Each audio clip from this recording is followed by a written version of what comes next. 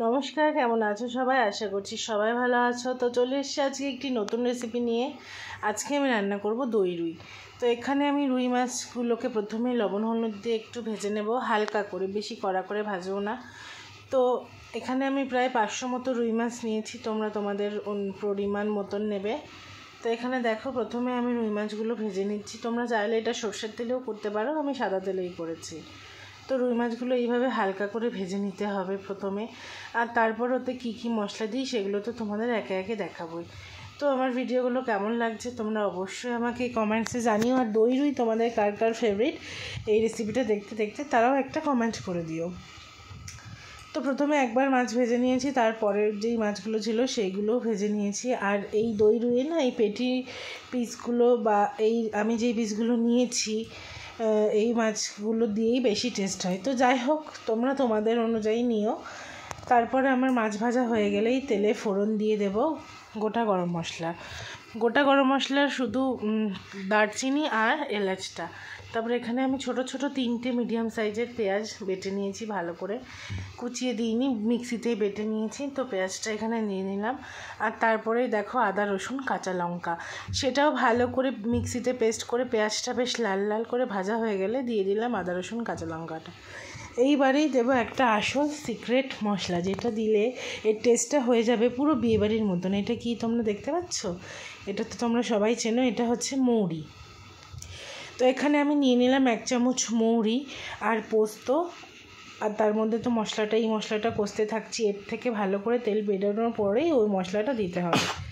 তারপরে এখানে আমি ওই 15-16 পিস মতন কাজু নিয়েছিলাম, কাজু, পোস্ত আর ওই 1 চামচ মৌরি। এখানে আমি 4 মগজ কিছু ইউজ করিনি। এই 3টে মশলা দিলেই এটা খেতে পুরো বিয়েবাড়ির মতন হবে। তো দেখতেই পাচ্ছ তোমরা, মশলাটা ভালো মতন ভাজা হয়ে গেছে। ওই দেখো কিছুটা একটু লেগেও ধরছে। এই পর্যায়ে গ্যাসটা একদম কমিয়ে দিয়ে আমি দিয়ে দিলাম মৌরি আর ওই পোস্ত আর কাজুর পেস্টটা।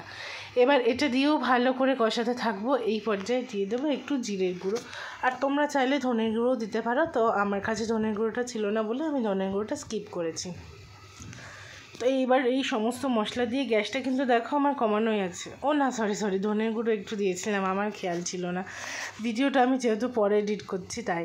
আর এবার একটু দিয়ে দেব লঙ্কার গুঁড়ো, বেশি না অল্পই দিয়েছি, যেহেতু আমি বেশ কিছুটা কাঁচা লঙ্কা দিয়েছি। আর এই রান্নায় কোনো হলুদ ইউজ হবে না, সেটা তোমরা পরে দেখতেই পারবে।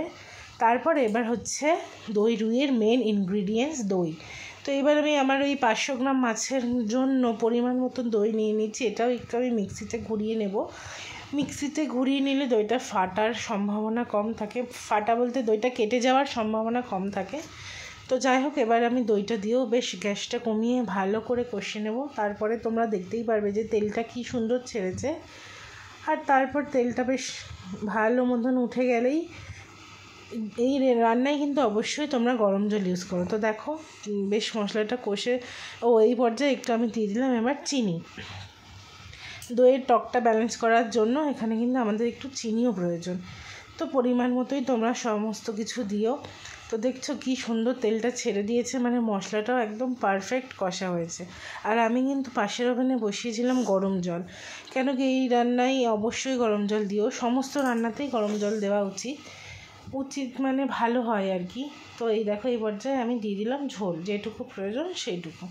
তো আর ওইদিকে তো আমার মাছগুলো ভাজাই আছে, ঝোল ফুটলে ঝোলের মধ্যে ব্যাস মাছগুলো দিয়ে 2-4 মিনিট ফুটিয়ে নিলেই রেডি। আর তারপর লাস্টে নামানোর আগে একটু সামান্য গরম মশলা আর ঘি দিয়ে নামিয়ে নেবে, ব্যাস। আর কটা আমি চেরা কাঁচা লঙ্কা দিয়েছিলাম আমাদের একটু ঝালের জন্য, তোমরা চাইলে দিয়ে দিতে পারো চেরা কাঁচা লঙ্কা। তো রেসিপিটা কেমন লাগলো অবশ্যই কমেন্টসে জানিও। ভালো লাগলে লাইক আর সাবস্ক্রাইব করতে ভুলো না।